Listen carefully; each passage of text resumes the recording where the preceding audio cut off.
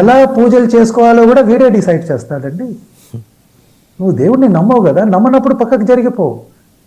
మొత్తం ఆ గుడిని ఒక హిందూ బోర్డు ఒకటి క్రియేట్ చేసి వాళ్ళకి ఇచ్చేయి, వాళ్ళు మేనేజ్ చేసుకుంటారు.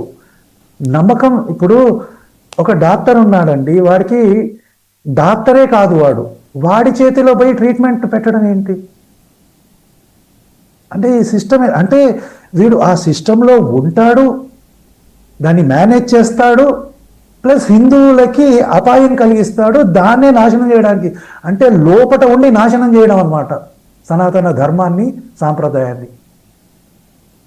వీళ్ళు చాలా ప్రమాదం అండి మన సమాజానికి, హిందూ సమాజానికే కాదు, ఈ కమ్యూనిస్ట్ అనేవాడు దేశానికి కూడా ప్రమాదం. అందుకే మనం చూస్తే ఏ రాజ్యంలో కూడా కమ్యూనిస్టులు అధికారంలో లేరు, కేవలం కేరళలో ఉన్నారు. Even Christians are upset with communist. Christian పాస్టర్ల మీద ఎంతమంది మీద దాడి జరిగిందండి? 312 మంది మీద 312 మంది పాస్టర్ల మీద దాడి జరిగింది.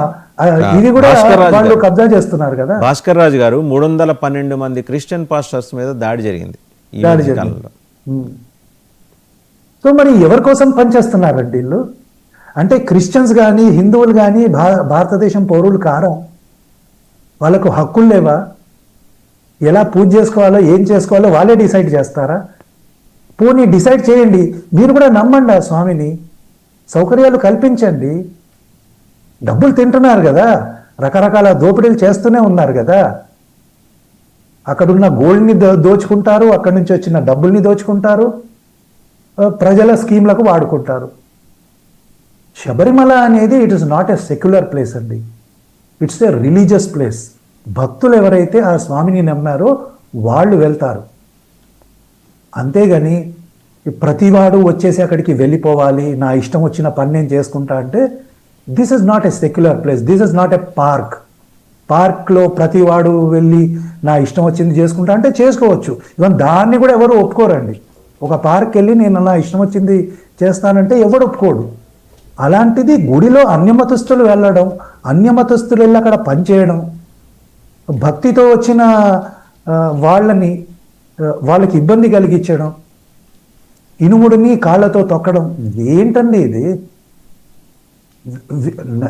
నాకు ఒకటి అనిపిస్తుందండి, ఈ కమ్యూనిస్టులు అనే వాళ్ళు అసలు మనుషులే కారండి, ఇది ఒక సపరేట్ జాతి. ఇది భాస్కర్ రాజు గారు మళ్ళీ మీ దగ్గరకు వస్తాం. మనతో పాటు స్వామి శ్రీనివాసానంద సరస్వతి ఏపీ సాధు పరిషత్ ఆధ్వర్యం వహిస్తున్నారు, వారు కూడా జాయిన్ అయ్యారు. స్వామి శ్రీనివాసానంద సరస్వతి